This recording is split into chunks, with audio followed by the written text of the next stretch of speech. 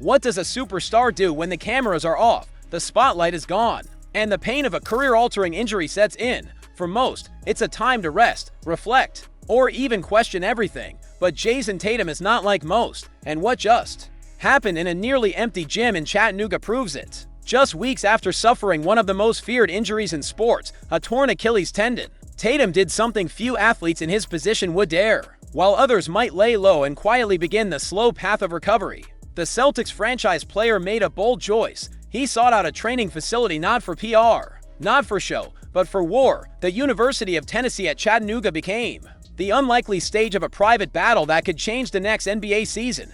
Why? Because while most of the world assumes Tatum will need a full year off, he is already planting seeds of a faster, stronger return. And here's the twist no one is talking about. He did it while attending Kemba Walker's wedding weekend. That alone speaks volumes. He could have been celebrating, toasting, relaxing with old friends. Instead, he was 20 minutes away, locked into a recovery routine like the season depended on it. Maybe it does. What would make a player work that hard in silence while others dance? Is it fear of being forgotten? Is it hunger to reclaim his spot among the elite? Or is it something deeper, a knowledge that without him, the Celtics' future might hang by a thread? Athletes from Chattanooga's team watched in silence as the six-time All-Star arrived without fanfare, no entourage, no dramatic speech, just quiet intensity. He greeted them, smiled for a few photos, and then transformed onto the table, into resistance bands, through upper body lifts, every move calculated, every breath with purpose.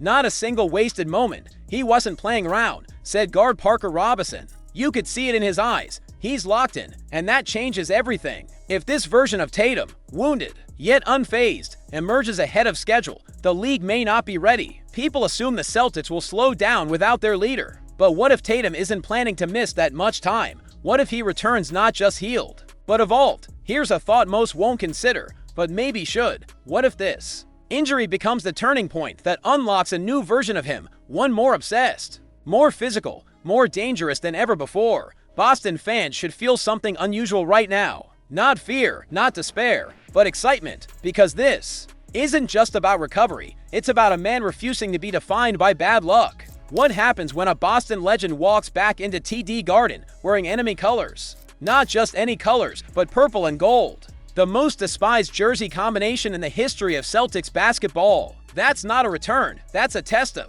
loyalty, and Marcus Smart knows it. He's not pretending. He's not sugarcoating. He's not asking for forgiveness when asked what he expects when he walks onto the parquet again. Now, as a Laker, Smart was brutally honest. I'm expecting boos. I'm expecting hate, and that's okay. I get it, he said. But what does that really mean? Because this isn't just about a player changing teams. This is about betrayal, legacy, emotion, and timing. Smart didn't leave Boston to chase a bag. He didn't jump directly to Los Angeles. He was traded to Memphis, fought through injury, then dealt to Washington, and now, somehow, he's a Laker. But it doesn't matter how many stops there were in between. Boston fans see the jersey first, the player second. Here's where it gets interesting. Celtics fans aren't known for forgetting. They're known for remembering everything. And Marcus Smart, he didn't just play for the team. He was the soul of it, the heartbeat, the chaos engine. The guy who dove on every loose ball and barked at stars when things got soft. He bled green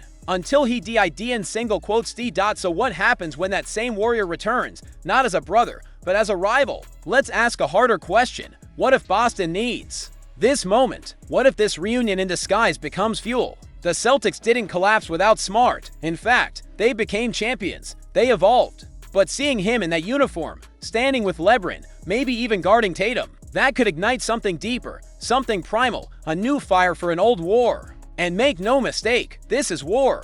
Celtics versus Lakers is not just a matchup. It's a battleground of eras, dynasties, and bloodlines. Smart's presence turns it personal. Suddenly, it's not just about banners, it's about emotion, vengeance, memory. But maybe this is what Smart wants, not to be loved, to be challenged, to walk into his former kingdom and test its strength. And maybe Boston fans shouldn't boo him, maybe they should thank him. Because his presence reminds us what this rivalry means, what pride looks like, what pain feels like. What if I told you the Celtics are quietly flirting with one of the most polarizing players of the past decade? A player who once stood on the cusp of greatness, but collapsed under the weight of expectations. A player who now, at 29, could either be the NBA's most shocking resurrection or its next forgotten name. That player is Ben Simmons, and Boston is watching. On the surface, it sounds insane. Why would a championship-caliber team, stacked with elite wings and hardened by a finals run, even glance in Simmons' direction? His recent seasons have been marred by physical setbacks and mental shadows. He's been mocked, doubted, discarded, but here's the twist. That's exactly why this could work. The Celtics are no longer a team in search of identity. They're not desperate. They're not fragile. They're powerful enough to take calculated risks without imploding. Simmons, as broken as the public believes he is, still has one thing that no one on Boston's roster offers: elite playmaking vision. In a 6'10" frame with all defensive potential. That's not just rare, that's terrifying if weaponized correctly. Think about it. What team is better built to protect Simmons from his weaknesses while magnifying his strengths? Then Boston. Tatum and Brown carry the scoring. Porzingis and White stretch the floor. Holiday brings the toughness. Simmons wouldn't need to be a star. He wouldn't even need to shoot. He would just need to unlock others. That's something he still knows how to do, even now. Here's the part nobody's saying out loud. If Simmons does return to form, even partially, he could be Boston's secret weapon.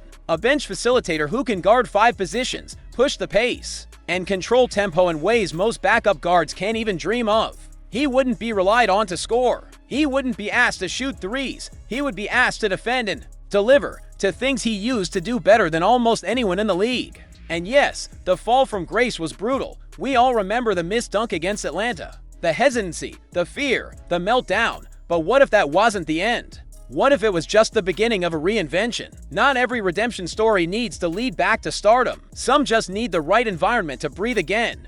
What if the Celtics are already planning for something bigger than this season? What if the key to their next title run isn't who stays, but who goes? That's the unsettling truth behind the growing whispers around Anfernee Simons, because if the latest rumor is real, his days in Boston are already numbered. And that could be a very good thing. Anfernee Simons arrived in Boston under complicated circumstances. He wasn't the centerpiece. He was the consequence, a byproduct of the shocking Jrue Holiday trade that sent ripple effects through the entire league.